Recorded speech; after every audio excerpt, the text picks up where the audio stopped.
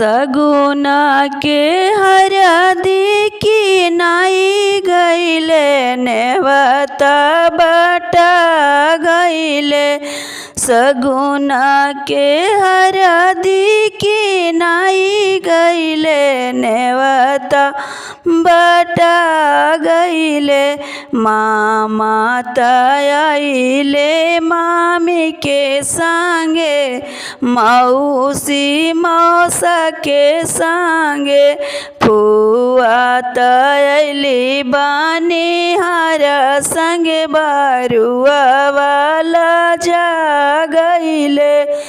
फुआ तयली बानी हर संगे बरुआ वाला जा गईले।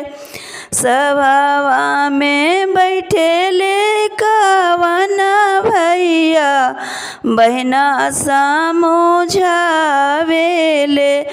बहिना कहे नाही आइलू जीजा के संगे कहे अइलू बनिहार संगे। बहिना कहे नाही आइलू जीजा के संगे कहे अइलू बनिहार संगे। चैन खातिर जीजा तो हर रूसल बाड़े छत पे जाके सूतल बाड़े। चैन खातिर जीजा तो हर रूसल बाड़े छत पे जाके सूतल बाड़े।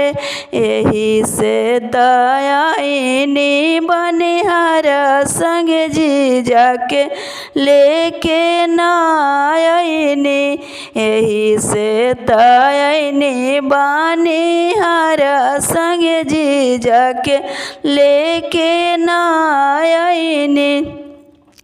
घर में से निकलेली बरुआ के मामी माने माने होला सेली।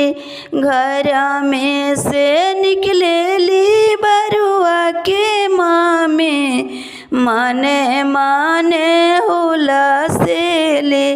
भले ननद अइलू बनिहार संगे चैना मोर बचा दिहलू।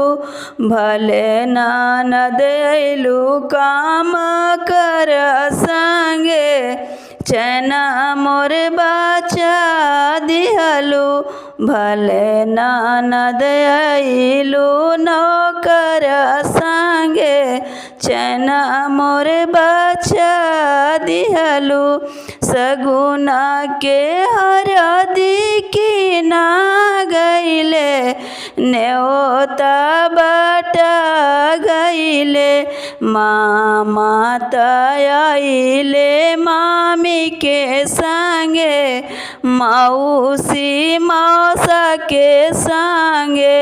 मामा तयाइले मामी के संगे मौसी मौसा के संगे।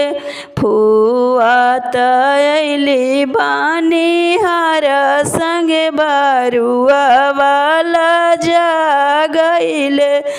फुआ तयली बनिहार संगे बरुआ वाला जा गईले।